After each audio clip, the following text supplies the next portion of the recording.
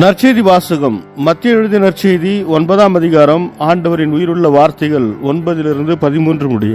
இயேசு அங்கிருந்து சென்றபோது மத்தேயு என்பவர் சுங்கச்சாவடியில் அமர்ந்திருந்ததை கண்டார். அவரிடம், என்னை பின்பற்றி வா என்றார்.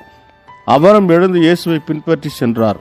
பின்பு அவருடைய வீட்டில் பந்தியில் அமர்ந்திருந்த போது வரி தண்டுபவர்கள், பாவிகள் ஆகிய பலர் வந்து இயேசுவோடும் அவருடைய சீடரோடும் விருந்துண்டனர்.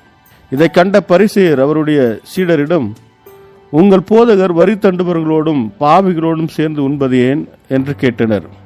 இயேசு இதை கேட்டவுடன், நோயற்றவர்களுக்கு அல்ல, நோயுற்றவருக்கே மருத்துவர் தேவை, பலியை அல்ல இரக்கத்தையே விரும்புகிறேன் என்பதன் கருத்தை நீங்கள் போய் கற்றுக்கொள்ளுங்கள்.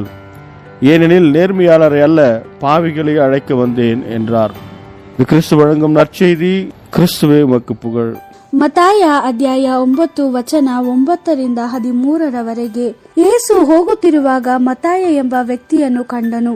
ಮತ್ತಾಯನು ಸುಂಕದ ಕಡೆಯಲ್ಲಿ ಕುಳಿತಿದ್ದನು. ಯೇಸು ಅವನಿಗೆ, ನನ್ನನ್ನು ಹಿಂಬಾಲಿಸು ಅಂದನು. ಆಗ ಮತ್ತಾಯನು ಎದ್ದು ಯೇಸುವನ್ನು ಹಿಂಬಾಲಿಸಿದನು. ಯೇಸು ಮತ್ತಾಯನ ಮನೆಯಲ್ಲಿ ಊಟಕ್ಕೆ ಕುಳಿತುಕೊಂಡನು. ಅನೇಕ ಮಂದಿ ಸುಂಕ ವಸೂಲಿಗಾರರು ಮತ್ತು ಕೆಟ್ಟ ಜನರು ಸಹ ಯೇಸುವಿನ ಸಂಗಡ ಮತ್ತು ಆತನ ಹಿಂಬಾಲಕರ ಸಂಗಡ ಊಟಕ್ಕೆ ಕುಳಿತುಕೊಂಡರು. ಇದನ್ನು ಕಂಡ ಫರಿಸಾಯರು ಯೇಸುವಿನ ಶಿಷ್ಯರಿಗೆ, ನಿಮ್ಮ ಬೋಧಕನು ಸುಂಕ ವಸೂಲಿಗಾರರೊಂದಿಗೆ ಮತ್ತು ಕೆಟ್ಟ ಜನರೊಂದಿಗೆ ಏಕೆ ಊಟ ಮಾಡುತ್ತಾನೆ ಎಂದು ಕೇಳಿದರು. ಫರಿಸಾಯರು ಹೇಳಿದ್ದನ್ನು ಕೇಳಿಸಿಕೊಂಡ ಯೇಸು ಅವರಿಗೆ, ಆರೋಗ್ಯವುಳ್ಳ ಜನರಿಗೆ ವೈದ್ಯನ ಅವಶ್ಯಕತೆ ಇಲ್ಲ, ಕಾಯಿಲೆಯ ಜನರಿಗೆ ವೈದ್ಯನು ಅವಶ್ಯ. ನೀವು ಹೋಗಿ, ನನಗೆ ಯಜ್ಞ ಬೇಡ, ದಯೆ ಬೇಕು ಎಂದು ಪವಿತ್ರ ಗ್ರಂಥದಲ್ಲಿ ಬರೆದಿರುವ ವಾಕ್ಯದ ಅರ್ಥವನ್ನು ಕಲಿತುಕೊಳ್ಳಿ. ನಾನು ನೀತಿವಂತರನ್ನು ಕರೆಯಲು ಬರಲಿಲ್ಲ, ಪಾಪಿಗಳನ್ನು ಕರೆಯಲು ಬಂದೆನು ಎಂದು ಹೇಳಿದನು. ದೇವರ ವಾಕ್ಯವಿದು. ದೇವರಿಗೆ ಕೃತಜ್ಞತೆ ಸಲ್ಲಲಿ. Gospel according to Matthew chapter 9 verse 9-13. As Jesus moved on from there, he saw a man named Matthew at a seat in the custom house, and he said to him, "Follow me." And Matthew got up and followed him.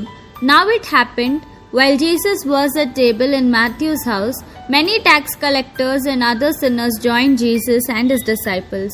When the Pharisees saw this, they said to his disciples, "Why is it that your master eats with those tax collectors and sinners?"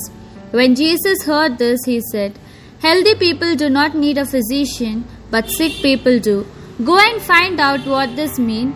What I want is mercy, not sacrifice. I did not come to call the righteous, but sinners." The Gospel of the Lord. Praise to you, Lord Jesus Christ.